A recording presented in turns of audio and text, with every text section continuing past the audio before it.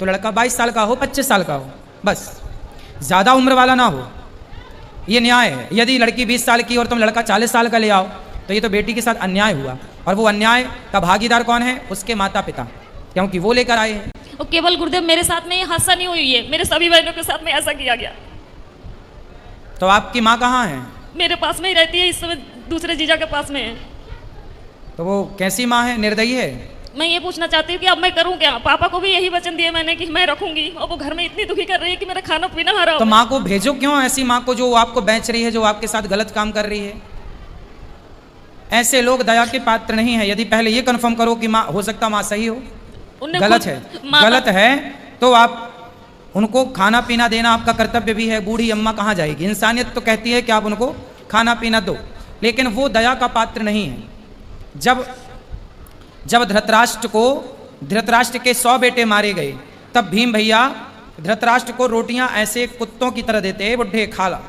तो लोग कहते हैं, अरे भीम, वो तेरा बाप है, बड़े पिता है ना धृतराष्ट्र भीम के, तेरा बड़ा पिता है, तो कैसे कुत्तों की तरह परोसता है? तो भीम भैया बोले कि मैं ही क्या पुत्र धर्म निभाऊं? ये वही बाप है जिसने भरी सभा में द्रौपदी लुट रही थी और ये चुपचाप तमाशा देख रहा था। क्या मैं ही धर्म का पालन करूं? इसका कोई धर्म नहीं है। ये वही धृतराष्ट्र है जो भीम को गले लगाने के बहाने दबाकर मारना चाहा, वो तो भगवान ने दूसरा पुतला दे दिया भीम का। कुल मिलाकर के ये धृतराष्ट्र इस दया का योग्य नहीं है, दया का पात्र नहीं है।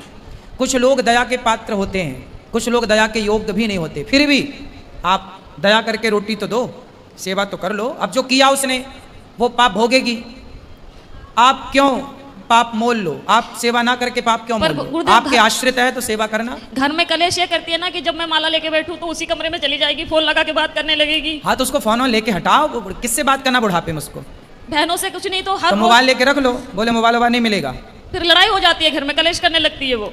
तो फिर आप जानो और आपकी माँ जाने, मैं क्या करूं बताओ? क्या करूं मैं बताओ? आप मुझे कुछ बताइए ना कि मैं क्या मैं तो करूं? बता रहा हूं, मोबाइल लेके बंद कर दो, रख दो। और क्या कर सकती हो? घर में कलेश होते हैं, पूरे मोहल्ले वाले तमाशा देखते हैं। तो फिर क्या करें हम? बताओ, हमें बताओ, हम क्या करें? क्या उत्तर दें आपके प्रश्न का?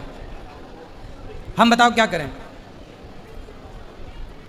हम ये तो नहीं कह सकते कि आप निकाल बाहर करो। मेरा इच्छा तो यही है गुरुदेव, जब भले ही आप